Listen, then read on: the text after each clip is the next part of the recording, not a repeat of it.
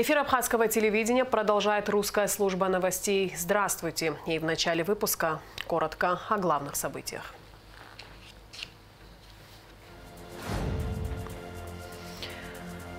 Аслан Бжаня совершил рабочую поездку в Гулрыбский район, где осмотрел дороги, восстановленные по линии инвестпрограммы, и провел совещание с активом районной администрации. Коллективу МИД представлен новый министр Инал Арзенба. В Министерстве по налогам и сборам Абхазии прошла официальная встреча с делегацией Федеральной налоговой службы России.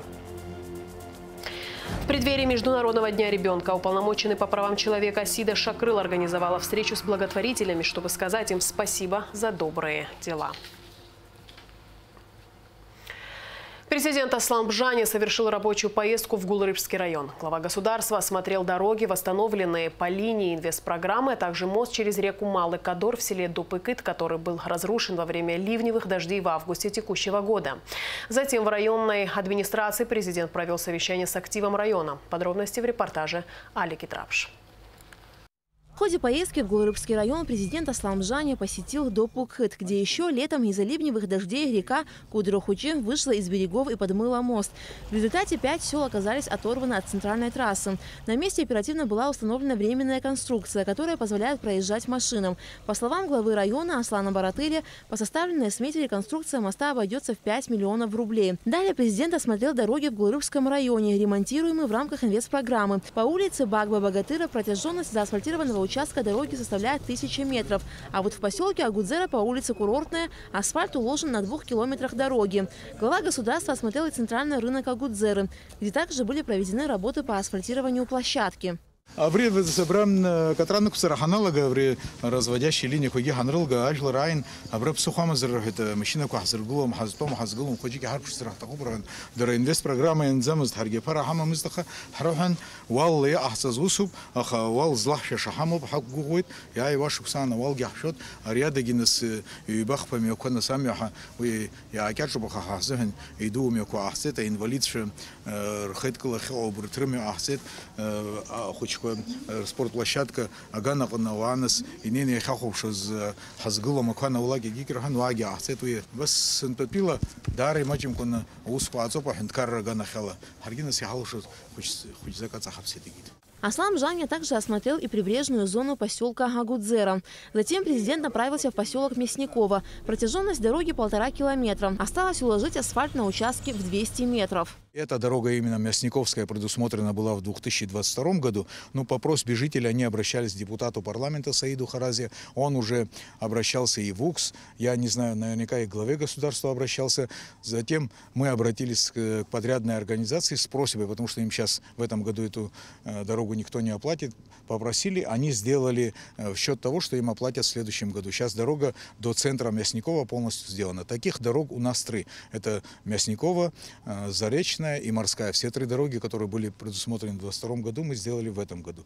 Глава государства также осмотрел и военно-сухумскую дорогу. Здесь асфальт проложен до центра Мархиула. Протяженность отремонтированной дороги 8 километров.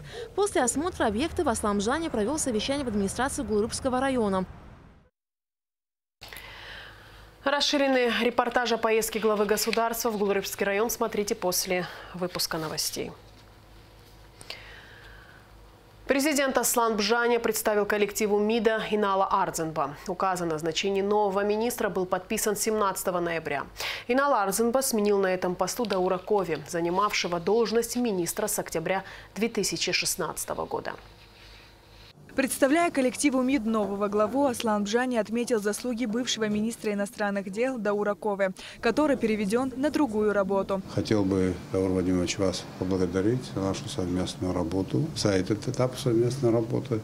Дальше будет другой этап совместной работы.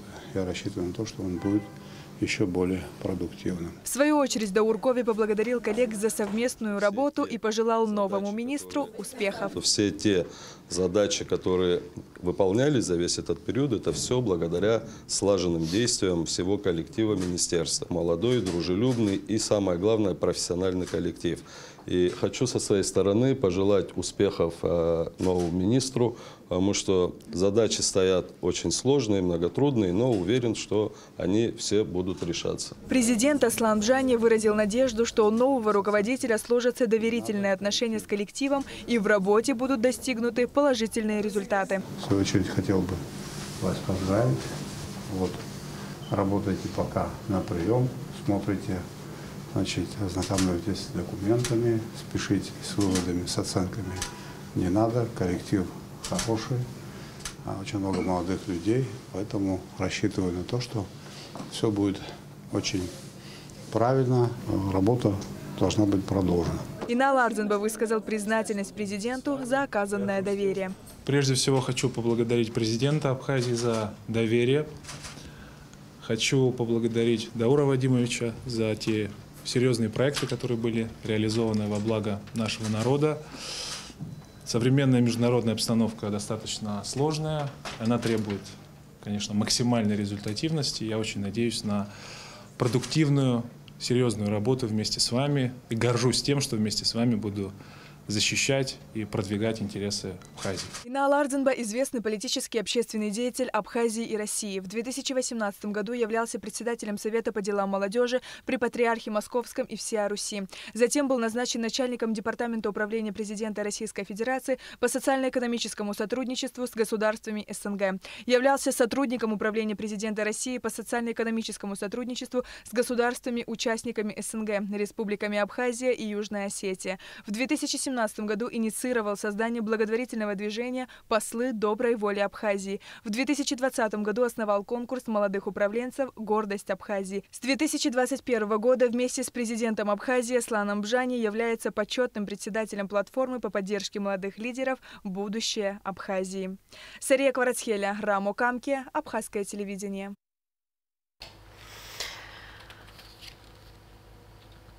За заслуги в укреплении законности и правопорядка, защите прав и законных интересов граждан и организаций, высокий профессионализм Зурабу Хагума присвоено почетное звание «Заслуженный юрист Республики Абхазия».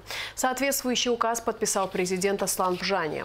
Зураб Хагумава – судья арбитражного суда Абхазии. В разные годы занимал должности министра внутренних дел, председателя СГБ, главы администрации Сухумского района, военного прокурора, председателя Верховного суда. В Министерстве по налогам и сборам Абхазии прошла официальная встреча с делегацией Федеральной налоговой службы России. Визит состоялся в рамках программы формирования общего социального и экономического пространства между Абхазией и Россией на основе гармонизации законодательств двух стран. На встрече присутствовал вице-премьер-министр финансов Владимир Делба, а также представители министерств и ведомств республики.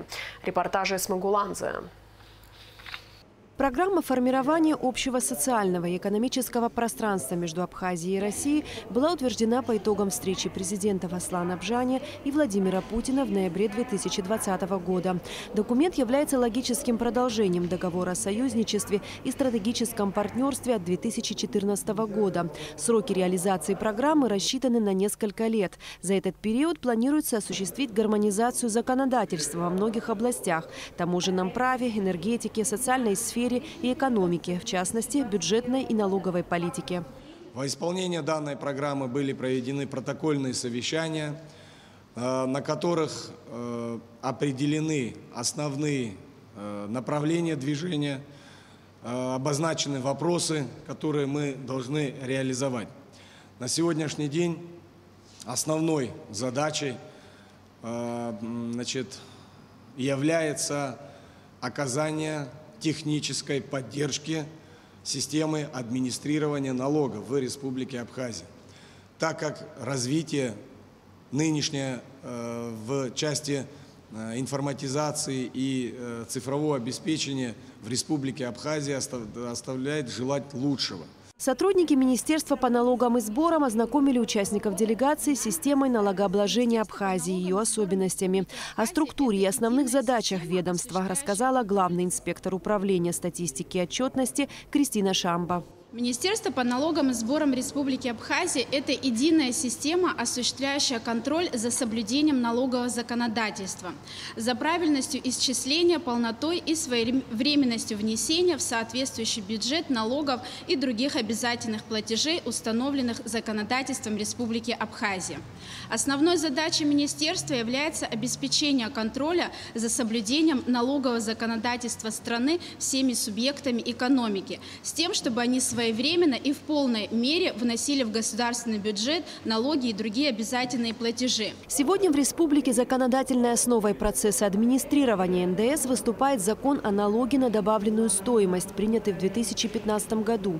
На встрече также обсуждались администрирование налога и трудности, связанные с этим вопросом. Нужно отметить, что эволюция законодательства в части администрирования НДС в республике прошла путь очень схожий с тем, который был пройден в Российской Федерации, но более длительный по времени.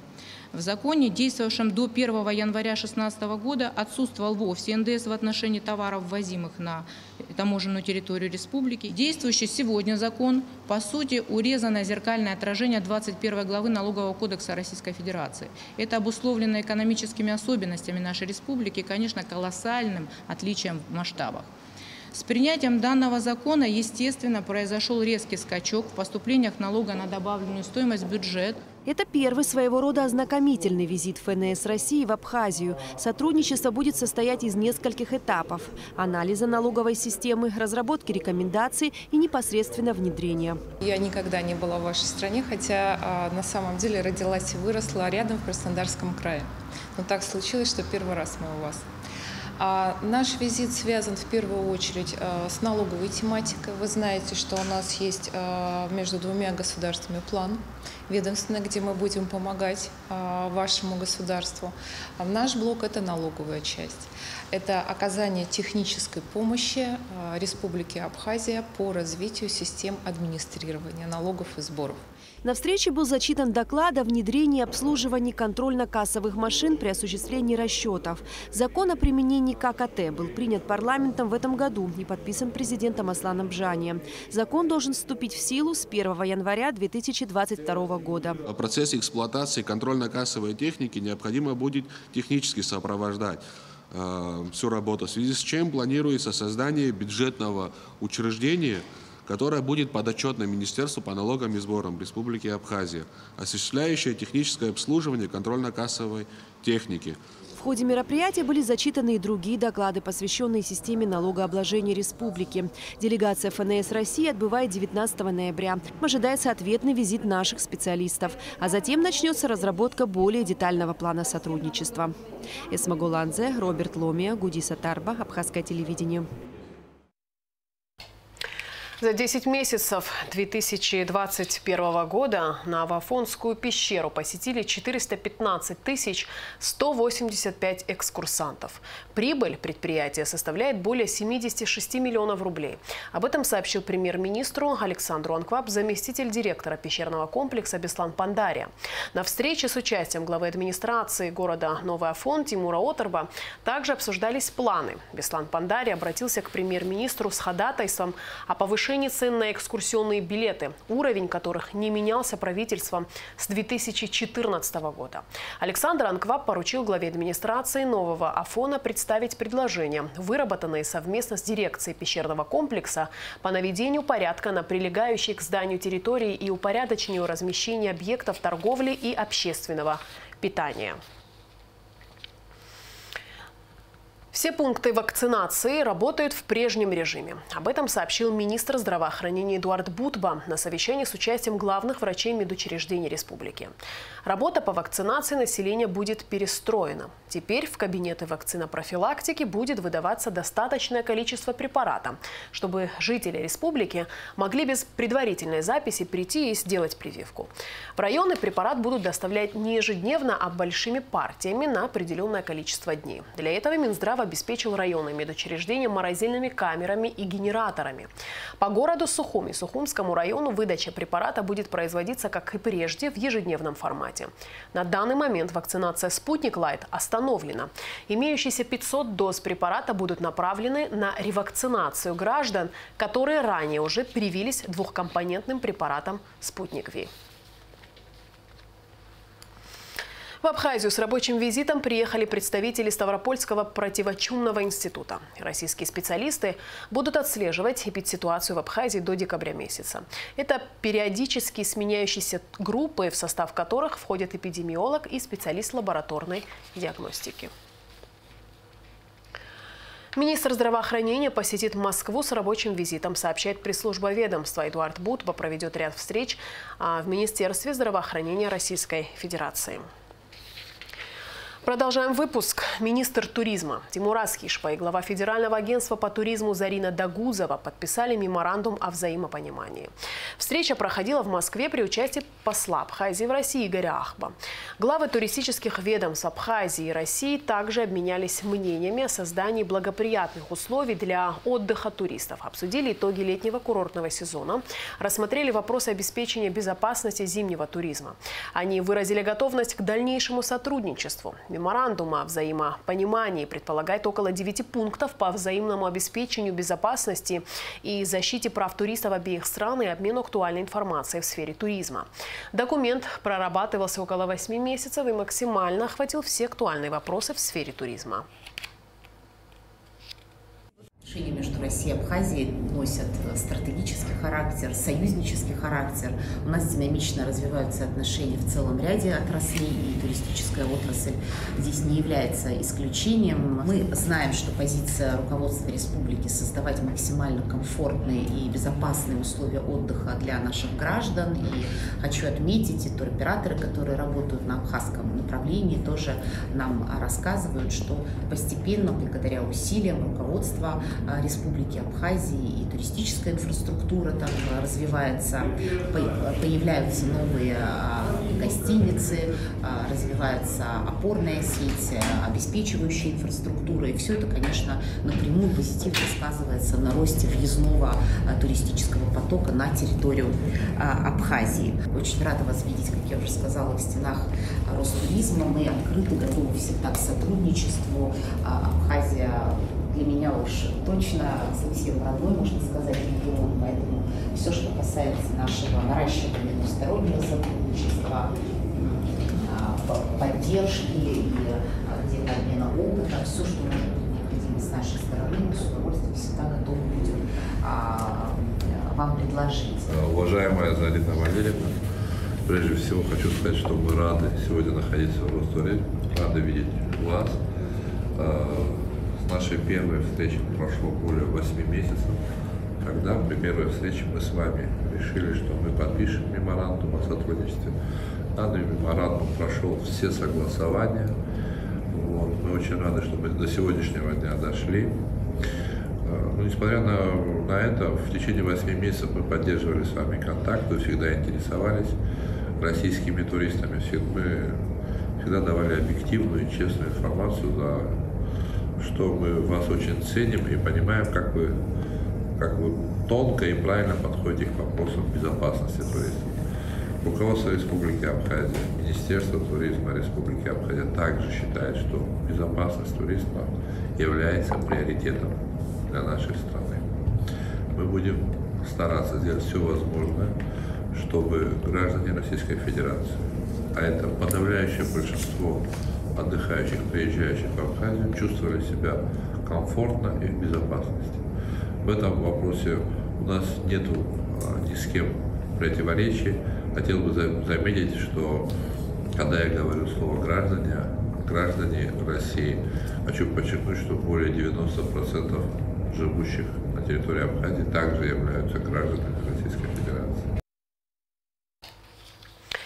В Москве подписано еще одно соглашение о создании двусторонней ассоциации в сфере туристической индустрии. Соглашение подписали министр туризма Тимураз Хишба и председатель общественной организации Всероссийское объединение туристов Дмитрий Давыденко. Документ был подписан в рамках встречи Тимураза Хишба с членами Общественной палаты России, в которой также приняли участие чрезвычайный полномочный посол Абхазии в России Игорь Ахба и депутаты Государственной Думы. Репортаж со встречи смотрите в нашей программе 19 ноября. Ушел из жизни Шурби Царгуш, заведующий кафедрой педагогики и психологии АГУ. Доктор педагогических наук, профессор-консультант, заслуженный работник Высшей школы Абхазии, автор научных публикаций, методических пособий, учебников и хрестоматии. Чурбек Кадырович преподавал в Абхазском университете более 50 лет. Его вклад в развитие педагогической науки невозможно переоценить. Ректорат Абхазского государственного университета, профессорско-преподавательский состав и студенты выражают глубокие соболезнования семье, родным и близким ученого. 20 ноября во многих странах мира отмечают День ребенка. Этой дате придают большое значение, ведь дети и подростки – самая уязвимая и незащищенная часть общества. В нашей стране немало благотворительных организаций, которые на протяжении многих лет помогают детям, оказавшимся в сложных ситуациях. Люди, которые занимаются этим, не требуют благодарности и грамот. Они просто действуют, как им подсказывает сердце. В преддверии Международного дня ребенка уполномоченный по правам человека Асида Шакрыл организовала встречу с благотворителями, чтобы сказать им спасибо за добрые дела. Репортаж Гугуцы, Иордания. В преддверии Дня ребенка в офисе уполномоченного по правам человека Асиды Шакрыл теплая дружеская атмосфера. О своих планах, целях и задачах беседуют члены и руководители благотворительных организаций республики. Все они уже на протяжении многих лет помогают детям и подросткам, которые борются со страшными заболеваниями, находятся в сложной жизненной ситуации или нуждаются в защите и опеке. Главная цель нынешней встречи – вручение грамот благотворителям за их добрые сердца, терпение и заботу о людях, которым их внимание необходимо. Для меня честь, на самом деле, видеть вас здесь, иметь возможность выразить вам благодарность. Вы именно те, кто очень много занимается тем, чтобы жизнь детей была счастливой, благополучной, радостной. Киараз Ашана, Детский фонд Абхазии, эти и многие другие благотворительные организации стараются сделать жизнь ребенка или подростка легче и ярче, помочь найти ему свой путь в жизни. Хотим от лица аппарата уполномоченного поблагодарить вас в честь Всемирного дня ребенка за поддержку детей и подростков, находящихся в трудной жизненной ситуации, за просветительскую работу с органами власти по внедрению современных подходов к работе с несовершеннолетними, находящимися в конфликте с законом, за помощь, заботу и неравнодушие по отношению к детям. Спасибо большое. Самое главное в стране – это дети. И если эти дети не будут развиваться, иметь полноценное развитие, нормальную жизнь, нормальное отношение к себе, даже те дети, которые, к сожалению, иногда попадают в наши милицейские участки или в тюрьму, эти дети тоже имеют свои права, и они должны быть всегда защищены. Фонды Ашана и Киараз работают уже много лет. За это время благодаря неравнодушным людям и членам организации удалось спасти не одну детскую жизнь и помочь сотням семей. За сотни спасенных жизней. Спасибо вам.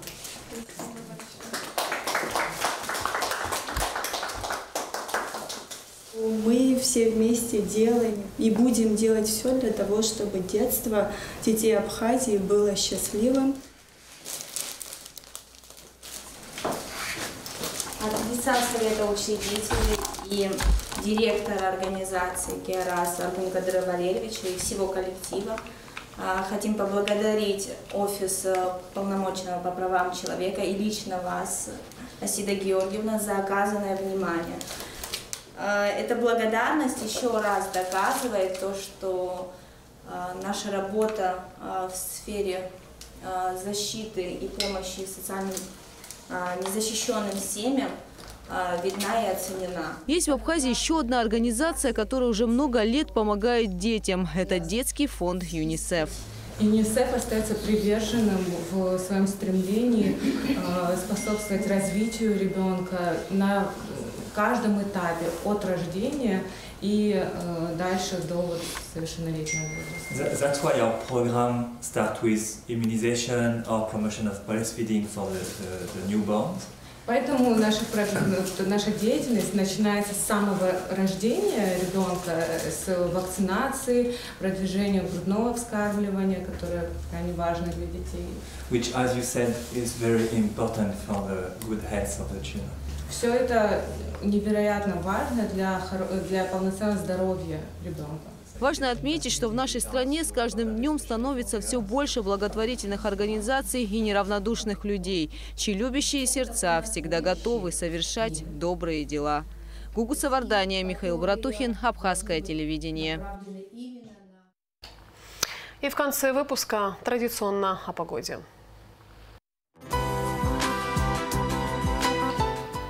По сообщению Гидрометцентра, в пятницу, 19 ноября, в Абхазии ожидается облачная погода. Днем преимущественно без осадков. Вечером возможен дождь. Температура воздуха ночью плюс 4-9, днем 10-15 тепла. Температура морской воды плюс 16.